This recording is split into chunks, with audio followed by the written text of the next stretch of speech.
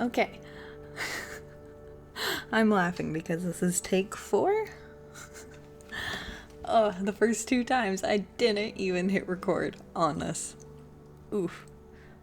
That's rough. Alright, so what I'm doing right now is I wanted to do a layered piece that had to do with tape. So I'm trying to see, I really wanted to use watercolors to do this piece.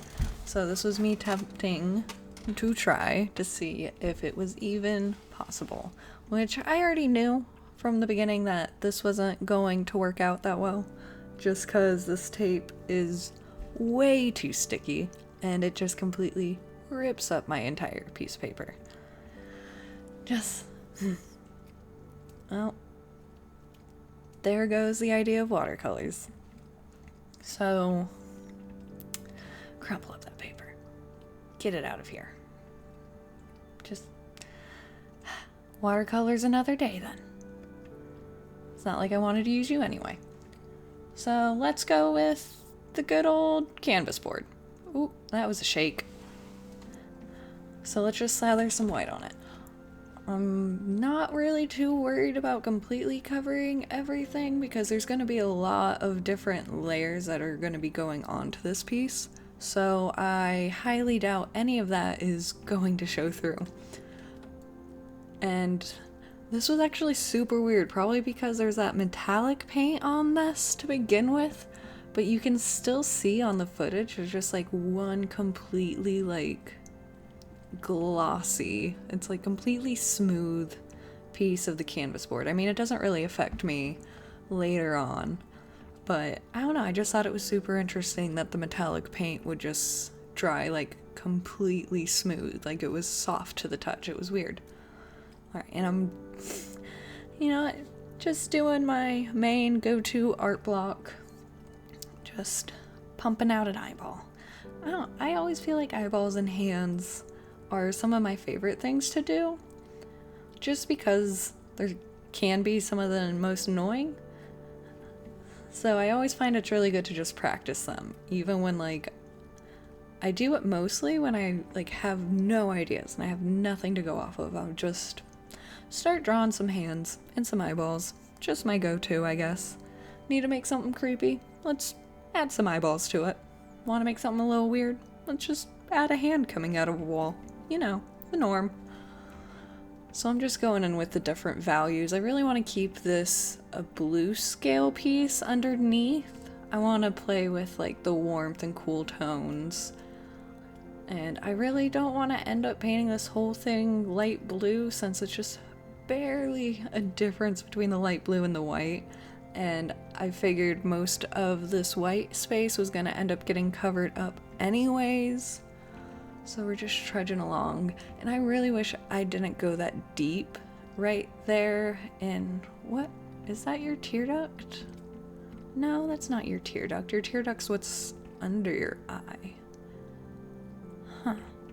But anyways, I wish I didn't go that deep because that's basically the color I have for the pupil. And there's no way that little tear duct thing, I don't know what it is as dark as your pupil. And here for the whites of the eyes, I'm just going down with the base layer that's going to be my darkest layer, and then going in and brightening it up in the spots where the light would hit it. It seems to be the easiest way for me to at least to achieve the glossy look without it being perfectly blended. And I'm just going ham, not really waiting for anything to dry. I'm painting with acrylics, I don't think I said that earlier. So they dry pretty fast, and I tend to work with acrylics like watercolors, as you can see. I'll slap down a color and then quickly grab a lighter color and try to make a nice blend with them.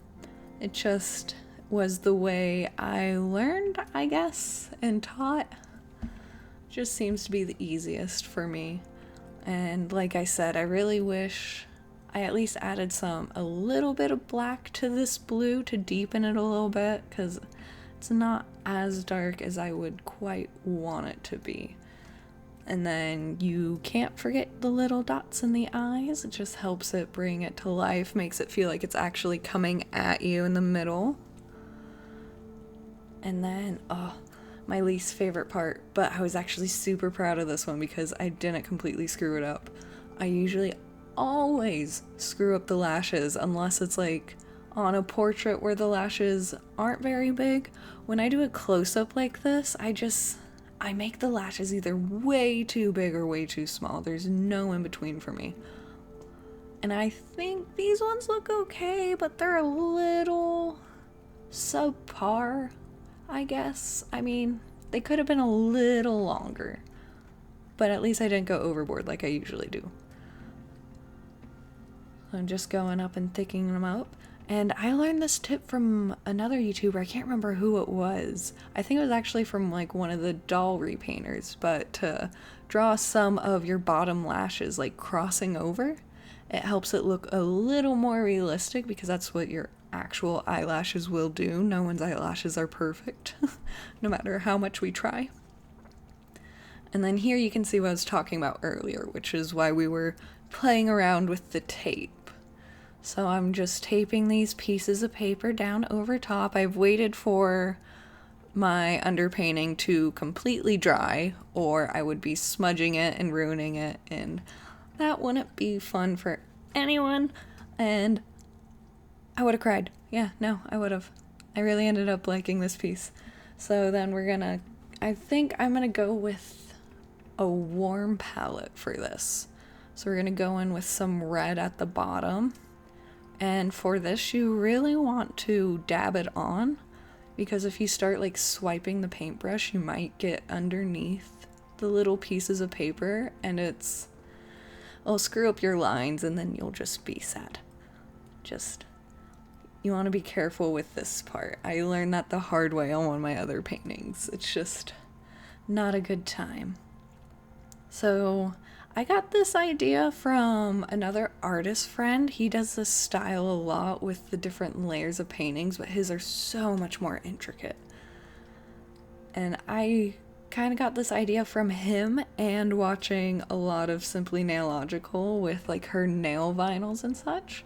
So with this, I'm actually wanting to do a reverse gradient. So I'm not too worried about completely covering up the eye because we're going to come in again with some more little pieces of paper and we're just going to line those in between them. So now we're going to tape those down real quick